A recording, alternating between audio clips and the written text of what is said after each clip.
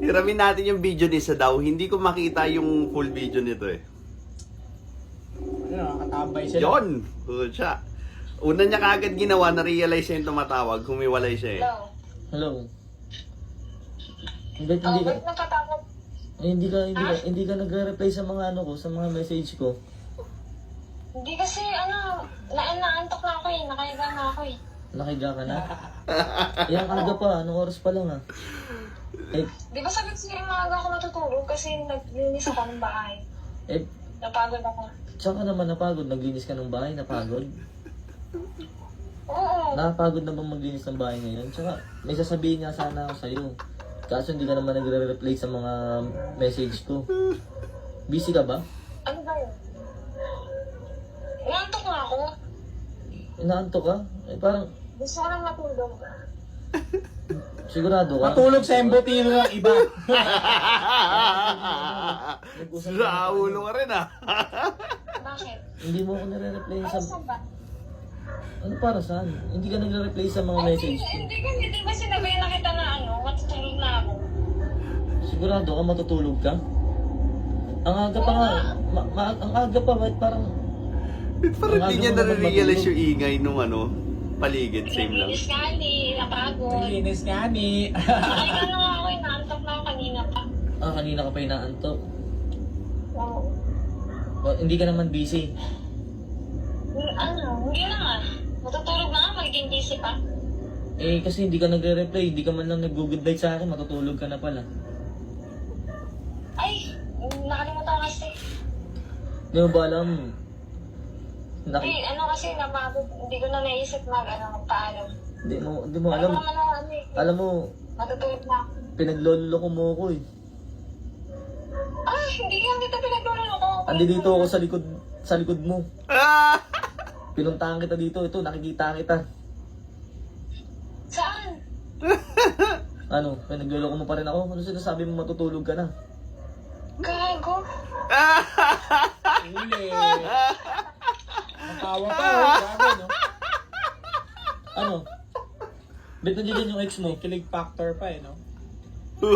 Sabi mo matutulog ka na. Ba't kasama mo yung ex mo? Ha? Boom! Hindi mo naman kailangan magsinungaling eh. Ba't kailangan mo magsinungaling? Uy! Pag nagsabi ba ng totoo yan, papayagan mo? Ano? Wala siya Ba't masabi. hindi ka makasagot ngayon? Dahil nahuli kita? Nagloloko ka? Sige, magsama kayo ng ex mo. Di ba yun naman yung gusto mo, di ba?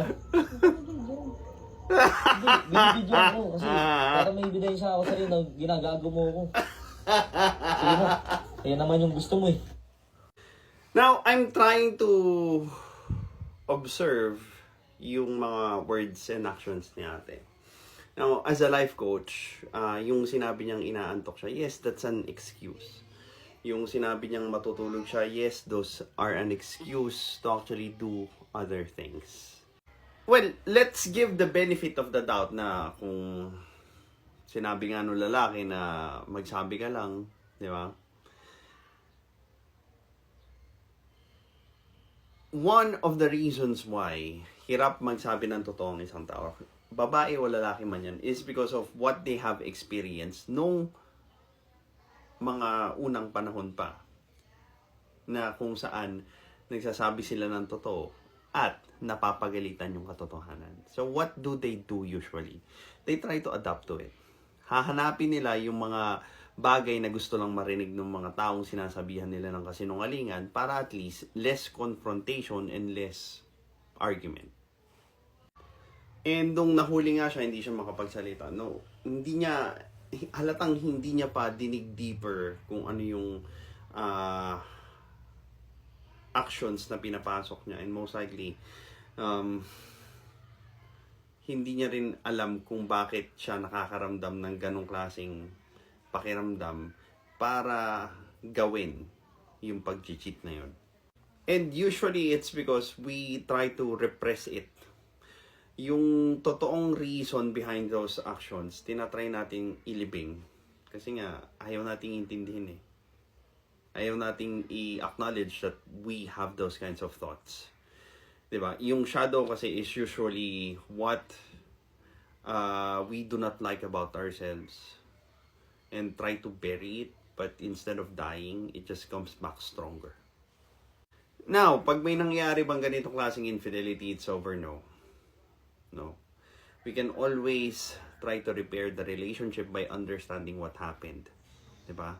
Kung ano yung meaning ng actions na yun para sa taong nag-cheat at ano yung pwede nilang magawa to actually regain trust and doon sa partner na pagtraidoran, maybe ano yung way para maibalik ko yung self-worth ko. So, it's going to be a painstaking process, long process, but it's not impossible. And sa dami ng kaso ng cheating ngayon, I could say, hindi mawawala ang cheating kahit na ilang beses kayo makipag-break unless maintindihan nyo kung saan nanggagaling yung urge and idea para mag-cheat. Well, this is your lifestyle coach, Mark. You could book a free clarity session so that we could check if we could work together towards our goal.